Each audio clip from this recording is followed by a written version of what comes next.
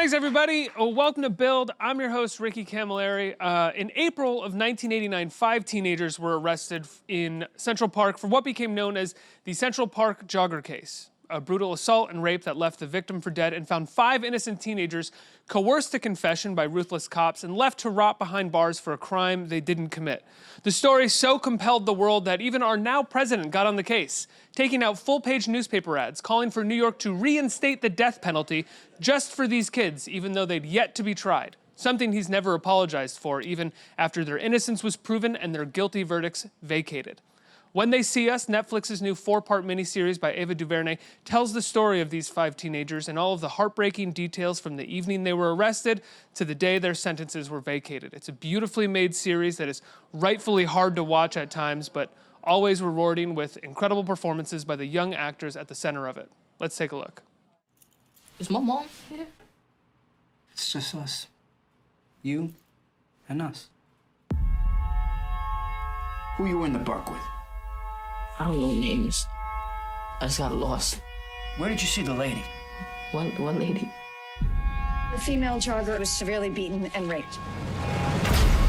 Every black male who was in the park last night is a suspect. I need all of them.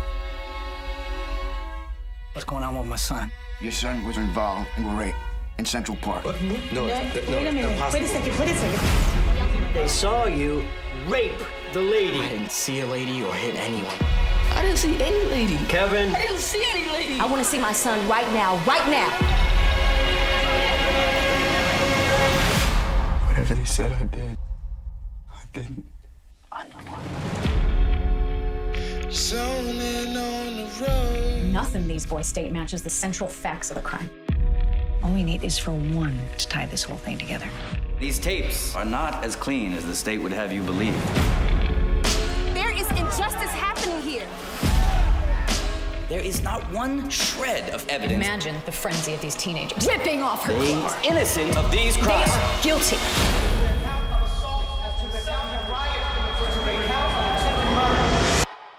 Why are they doing us like this?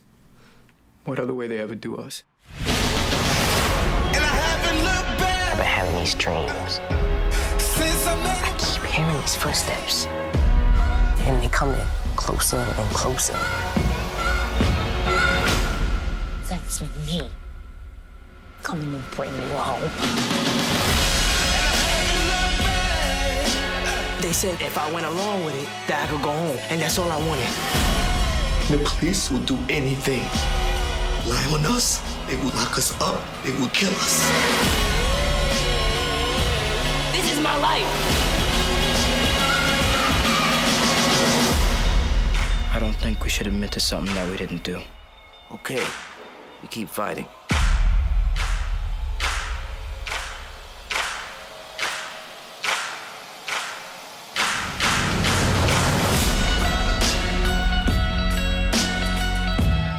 Everybody, please put your hands together from When They See Us, Ethan Herisse, Marquis Rodriguez, Caleel Harris, Asante Blackk, and Jharrel Jerome.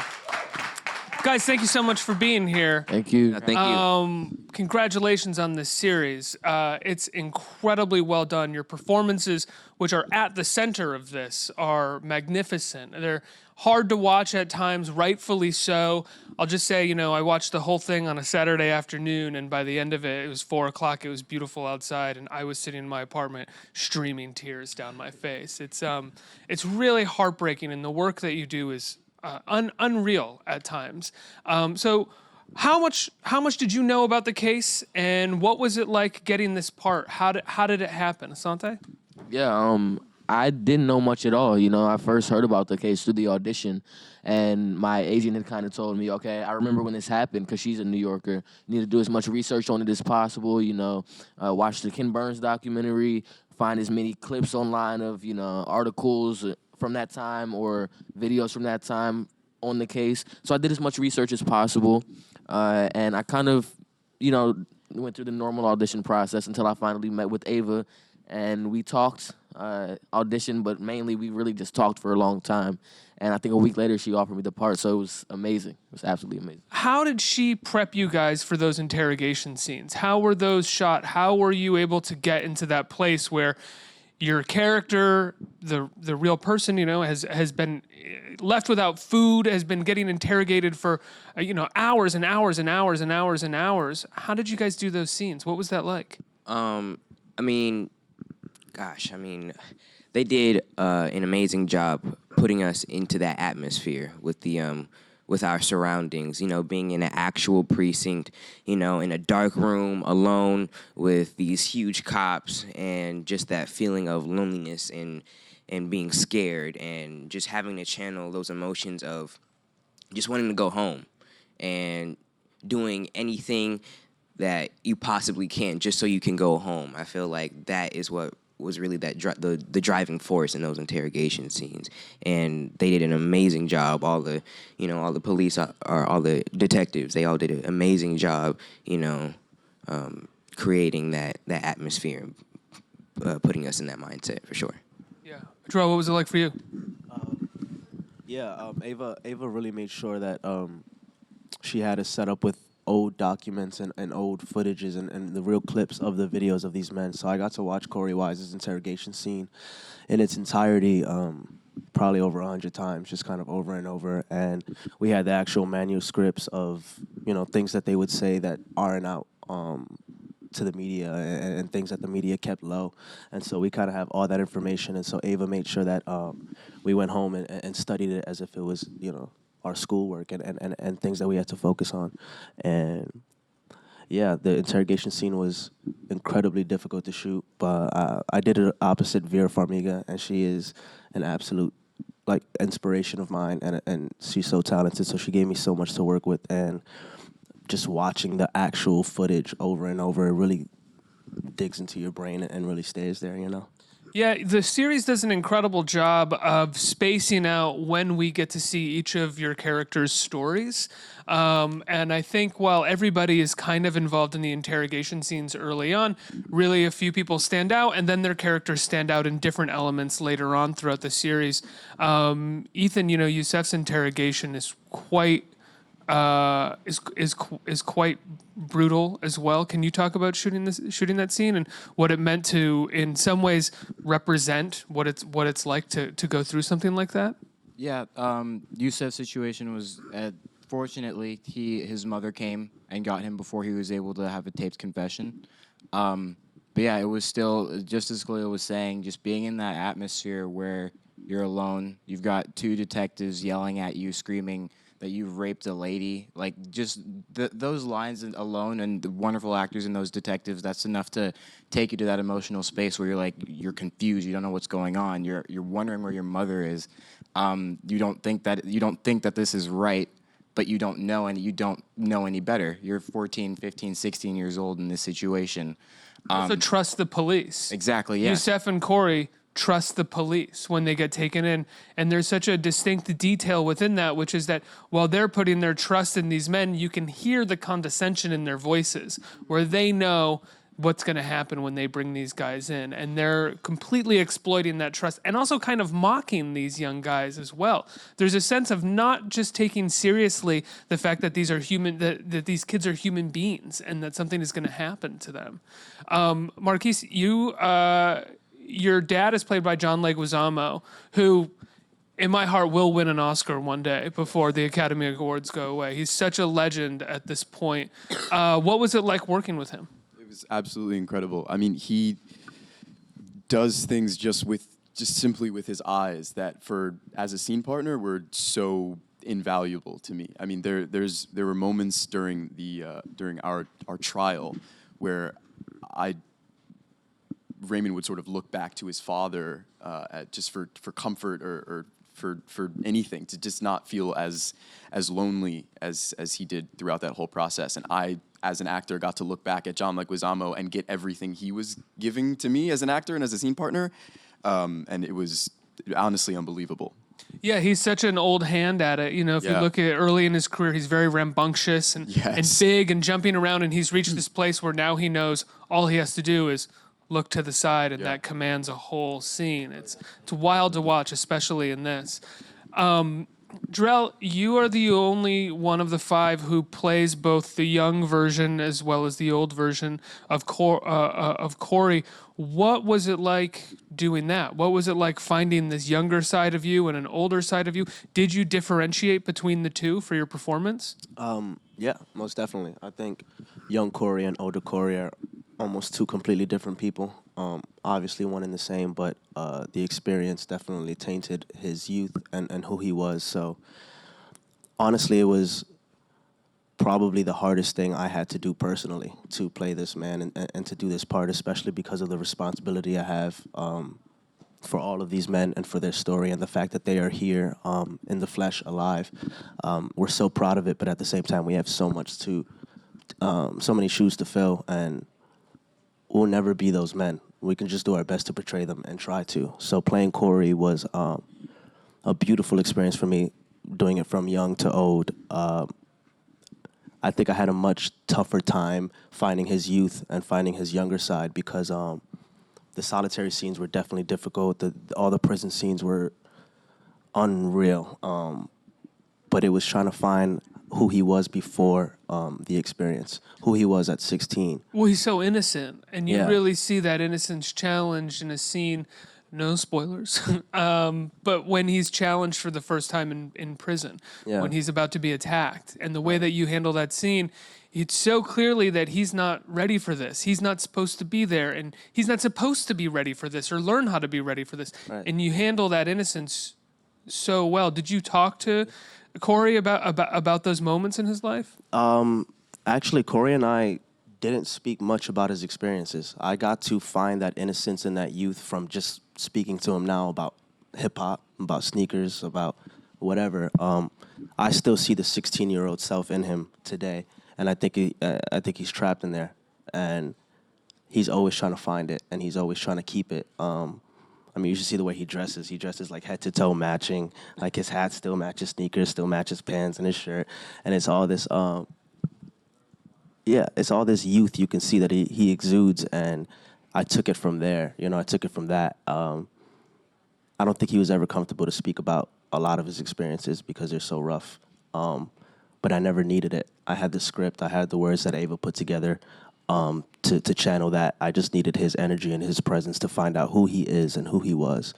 Because no matter what, sometimes you can't even tell these men went through this experience. They're so strong. They're some of the strongest men on this planet. And you can never tell that they went through what they went through. And it's because that youth in them is still there and that liveliness is still there. Can you guys talk about meeting the real guys that your characters are based on? Yeah, Kevin, so these guys met their counterparts at the table read, but Kevin wasn't at the table read. He was in Disneyland with his family. And of course, he deserved it. But I got to meet him the next day, along with Kylie Bunbury, who plays my sister, or Kevin's sister, Angie Richardson. And we were doing a rehearsal with Ava, and Ava, says, "Oh, I think Kevin might be swinging by. You guys can finally meet him." And so we did. And, he was just full of graciousness, giving us as much as we, wanted to know, cracking jokes, smiling. Kevin is the sweetest person on this earth. Whenever Ava describes him, she describes him as a big teddy bear. You just want to squeeze him. You just want to be around him. His smile is so infectious. And, I mean, to see what he went through, like you said, I mean, you would never expect that these men went through this to come out so joyous, and have such a positive outlook on life. A lot of people, if they went through what they went through, they might be bitter, at the world. They might be angry forever. But these guys, they have found something to look forward to. And that's actually a line in the series. That's weird. But they found something to look forward to, and they're holding on to that. Yeah. Caleel, can you talk about meeting and talking to Anton, but also as well talk about working with Michael Kenneth Williams, who plays your father? I mean, I met Antron at the table read also. Well, he didn't mean at the table read, but I met him at the table read. And I was nervous. I was nervous to meet him because leading up to that point, I had done so much research and tried to emulate his essence. But even still, being able to meet him, it was literally an experience like no other. I mean, he's such a beautiful soul. He's so strong, he's so kind, and he's just so warm and welcoming. He was very welcoming and open to me playing him in this series. And I told him, I told him, I said, if there's anything at all that you want me to do so I could do you right and I could play you right, please let me know, and I'll absolutely do it. And I mean, he gave me some tips. He gave me a few of his old tics that he had, and kind of his mannerisms. And I mean, it was such a beautiful experience being able to work with him throughout this entire process. And I mean, Michael Kenneth Williams, I mean, I don't even know where to start. He's like so amazing. He truly immersed himself into this character, and like I'm just honored to be able to share a screen with him, really, because he truly turned himself into that character, and I could see the look in his eyes of that father just trying to do the right thing for his son, but not really being able to handle all that's coming his way. And I mean, unfortunately, he kind of left because he couldn't really handle it all. And just, I mean, those scenes with Michael were I mean, they were, some of them were tough to shoot for sure, but I mean, with Michael as a scene partner, I mean, he made it easy for sure. Yeah, he's also like the nicest guy as well. The nicest really guy. is. Like the nicest man in the world. Yeah. Can you guys talk about meeting Youssef and Ray as well? Yeah. So I met Raymond at the table read as well, but it was the first time that I had ever read the script out loud, and Raymond Santana was sitting directly to my right the entire time. So I think it sort of made clear very sort of immediately the weight of the situation and sort of weight of the story we were telling, but also who we were telling it for. Raymond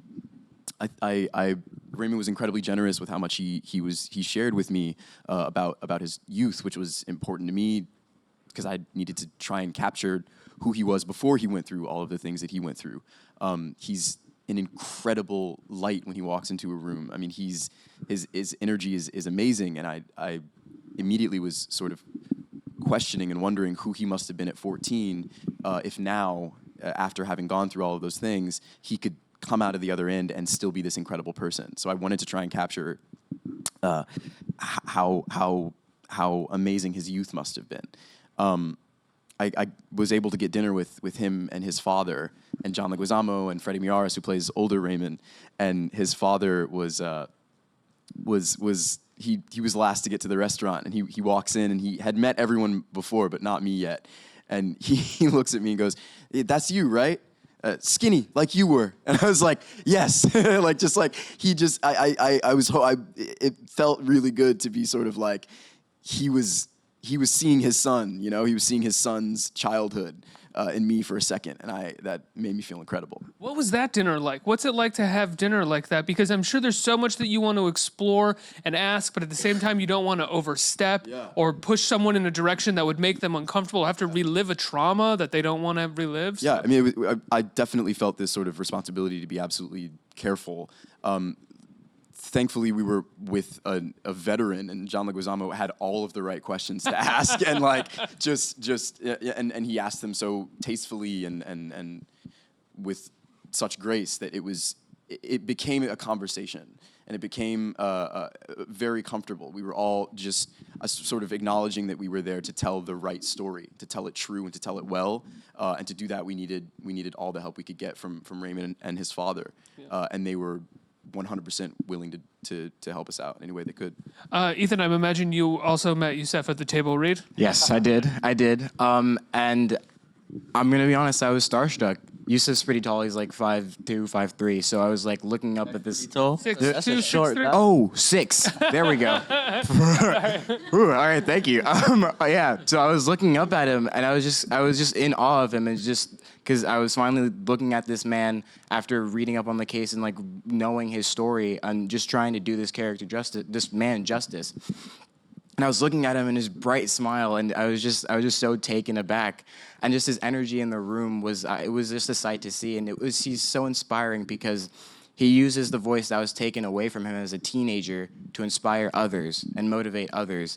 And that's just so incredible. And I did have the good fortune of having a meeting with him and the woman that plays my mother, Ingenue Ellis, who is an incredible actress. And he gave us a lot of insight on the relationship he had with his mother, on how he was as a teenager, how we went to like LaGuardia and moved to a private school, how he had aspirations of being a rapper, which he's so good with words. He's so good with words, and I found myself a lot hanging on to every word he had to say because he's so incredibly wise. And then on the days he was on set, it was always a pleasure because I had the flat top, and he was always so happy to see it. He was like, "That's exactly how it was." He was always so excited and so supportive of me and just everything that was going on. So yeah. You guys, congratulations on the series. It's really incredible. Amazing performances at the front Thank you and so much. insane Thank you. filmmaking. Brad Young's cinematography is like really out. Amazing. It's amazing. It comes to Netflix May 31st. That's Friday of next week. It's called When They See Us. Everybody, please give a huge round of applause for Ethan, Marquis, Caleel, Asante, and Jharrel. Let's hear it.